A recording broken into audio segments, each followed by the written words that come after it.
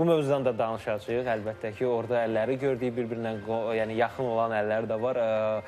Çox maraqlı və qeyri-adi bir mövzudur. Birazdan onu sizə xüsusi olaraq təqdim edirik. Bunu əminliklə deyə bilərik ki, ilk dəfə bizdə görəcəksiniz bu reportajı. Bəli, xüsusi olaraq. Çünki araşdırmadır. Yəni Əli Novruzəliyev öz imzasını atıb bu sujetin altından araşdırıb, tapıb, görüb ki, belə maraqlı bir iş var, maraqlı gənclər var. Onlar Danışan Əllər adlı, Danışan Heykəllər adlı bir layihəni həyata keçiriblər. Hətta həyatda olmayan sənətkarların belə əllərinin heykəlini hazırlaya biliblər. Mən maraqlıdır ki, o həyatda olmayan insanları necə hazırlayırlar. Mənə də çox maraqlıdır. Heykəltaraş Namiq Hüseynov və Kənan Əliyevin layihəsindən gedir. Danışan Əllər eksklüziv olaraq ATV səhərdə izləyirsiniz. Heç yerdə hələ ki yayınlanmayıb.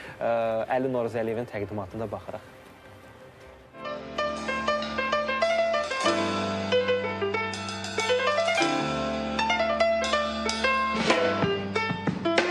Gənc heykəltaraşlar Namiq Hüseynov və Kənan Əliyevin Danışan Əlləri Azərbaycanın tarixini və mədəniyyətini təcəssüm etdirir. Bu kolleksiyanın növbəti nümunəsinin hazırlanma prosesini izləmək üçün tanınmış rəqqasə, xalq artisti Roza Cəlilovanın evinə yollandıq. Rəqqasə əvvəlcə təəccübünü gizlədə bilmədi. Heç gözləyirsiniz belə bir şey? Yoxuma gəlməz. Amma yaxşı fikirdir. Çox gözəl. Bunu icad eləyənə mən çox sağ ol deyirəm.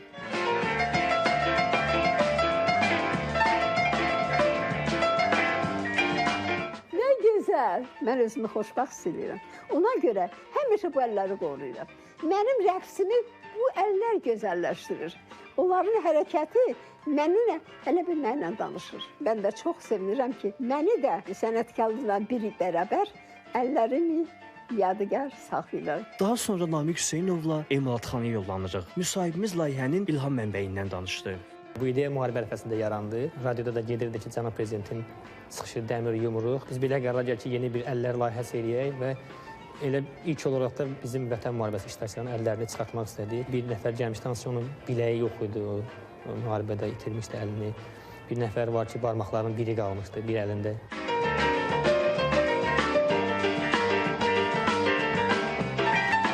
Biz o layihəni davam elətdirməyə başladıq. Layihəmizin adı Danışan Əllərdir və insanların əlləri həqiqətən də danışır. Yəni, hərən öz sənətinə uyğun olaraq tanınmış şəxsiyyətlərdən və ilk olaraq Nəriman Həsənzadə ilə biz görüşdük. Onun 90 illik yubileyi idi. Albert Mustafayevin əllərini çıxardanda steyki var idi. Hansı ki, dedi ki, bu steykilə mən Bəhram Gül əsərini işləmişəm. Arif Babayevin əllərini çıxartdıq. Hansı qabal tutan formada biz əllərini çıxartdıq. Aktyordan Rasim Balayev, Fəxrəddin Manapovun, yazıçılardan Yası Anar, Çingiz Abdullayevin, Elçin Əfəndiyevin əllərinin formalarını çıxartmışıq.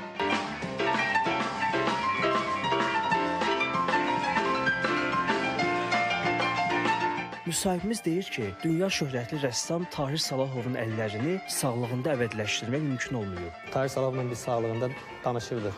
Hətta təklif elədi ki, mən Bakıya gələ bilmirəm, siz Moskvaya gəlin. İşlər olanda ki, biz gedə bilmədik və elə oldu ki, Tahir Salahov rəhmətə getdi. Bu layihəmiz üçün Tahir Salahovun əlləri olması çox önəmli idi. Sağ olsun, dövlət dəstəyi oldu, icazə verdi və biz onun öləndən sonra onun həm maskasını, həm əllərinin formasını çıxardıq.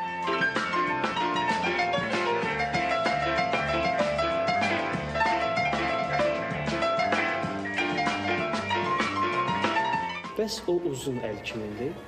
Bu əl çox maraqlıdır. Alim Qasımovun əlləridir. İfa zamanı belə bir formada oxuyur. Bu əl bizim böyük xanəndəmiz Ərbab Məmmədovun əlidir. Yadda saxlamaq çətindir, asan.